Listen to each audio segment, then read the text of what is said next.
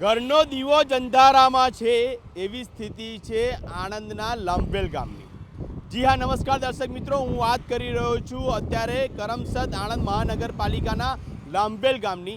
છેલ્લા 7 દિવસથી કરમસદ આણંદ મહાનગરપાલિકાના મેયર દીપિકા પટેલ કેટલાક વિસ્તારોની અંદર જઈને સ્વચ્છતા અભિયાન કરી રહ્યા છે અને લોકોને એક અપીલ કરી રહ્યા છે કે આપણે સ્વચ્છતા રાખવી જોઈએ અને સ્વચ્છતાની અંદર આપણે સહભાગી બનવું જોઈએ। અમે આ વાતથી સહેમત છે ને અમને તેમના આ અભિયાનની અંદર અમે સમર્થન પણ છે, પરંતુ ઘરનો દીવો અંધારામાં છે તેવી સ્થિતિ છે તેમના જ ગામની। હું દ્રશ્યો બતાવી રહ્યો છું। લાંભવેલ ગામની અંદર આ એક વિસ્તાર છે અને આ લાંભવેલ ગામની અંદર આ એક વિસ્તારની અંદર આમ નાનું એવું તળાવ જેવું આ ખાડો છે મોટો, અને જ્યાં આગળ ચોમાસા દરમિયાન અહીંયા આગળ પાણી ભરાઈ જતું હોય છે। પરંતુ અત્યારે જે પ્રમાણે આ દ્રશ્યો દેખાઈ રહ્યા છે કે ગંદકીનું સામ્રાજ્ય અત્યારે સંપૂર્ણપણે અહીંયા આગળ દેખાઈ રહ્યું છે।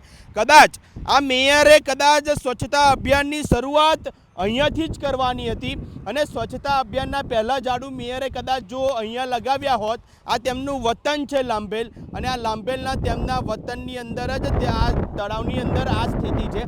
આ એક મોટો ખાડો છે કે તળાવ છે એ ખબર નથી, પરંતુ જે પ્રમાણે કહી શકાય છે કે અત્યારે આ જે દ્રશ્યો દેખાઈ રહ્યા છે એ સંપૂર્ણપણે ગંદકીનું સામ્રાજ્ય ધરાવતા દ્રશ્યો છે। ખાસ આણંદના લાંભવેલ ગામની અંદર એક ડમ્પિંગ સાઇટ તો અત્યારે જોવા મળી છે, પરંતુ હવે ક્યાંક એવું લાગી રહ્યું છે કે આ બીજી ડમ્પિંગ સાઇટ થાય તેમાં પણ નવાઈ નથી, કારણ કે જે કચરાનું જે સામ્રાજ્ય આગળ જોવા મળ્યું છે, ગંદકીનું સામ્રાજ્ય, એ કદાચ આ મેયરની આંખે નથી આવતું।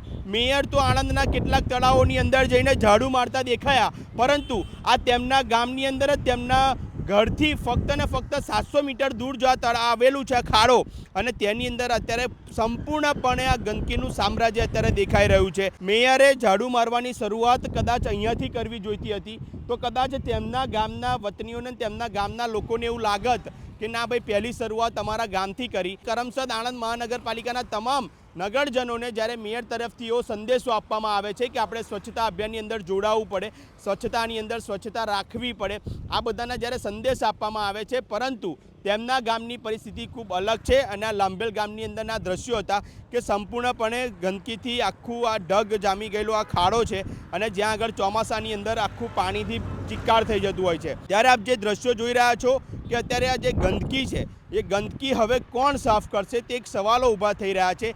કેટલોક અહીંયા આગળ રોડ રસ્તા જે હતા તેનો મરામત કરી અને તેનું પણ કચરો છે તે અહીંયા આગળ ઠાલવી દેવામાં આવ્યો છે। કેટલાક ગોબરછાણના પણ અંતરે જે દ્રશ્યો છે, ટેકરા છે તે દેખાઈ રહ્યા છે, પ્લાસ્ટિક દેખાઈ રહ્યું છે, ઘરનો દીવો જ અંધારામાં છે એવી પરિસ્થિતિનું નિર્માણ થઈ રહ્યું છે આણંદના આ લાંભવેલ ગામની અંદર।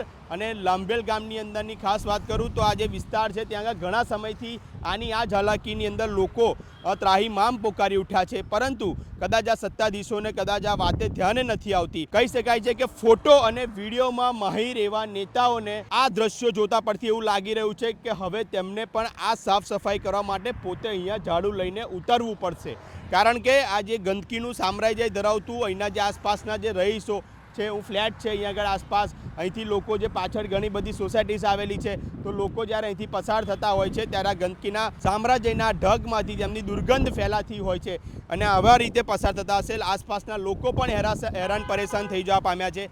ત્યારે હવે જોવાનું રહ્યું છે કે કરમસદ આણંદ મહાનગરપાલિકાનું આ લાંભવેલ ગામ, અને જ્યારે પ્રથમ મેયર જ આ લાંભવેલ ગામના વતની છે અને ત્યાંના જ આ દ્રશ્યો છે, તો એક તરફ જ્યારે છેલ્લા 7 દિવસથી આણંદ શહેરની અંદર જે સ્વચ્છતા અભિયાનના નામે ફોટો સેશન કરવામાં આવી રહ્યું છે, વિડીયો સેશન કરવામાં આવી રહ્યું છે, પરંતુ વાસ્તવિક પરિસ્થિતિ ખૂબ અલગ છે આ લાંભવેલ ગામની। તો કદાચ આ શરૂઆત જો લાંભવેલ ગામથી થઈ હોત તો કદાચ આજે આ સ્વચ્છતા અહીંયા આગળ જોવા મળી હોત, આ ગંદકીનો ઢગ છે તે ન દેખાયો હોત।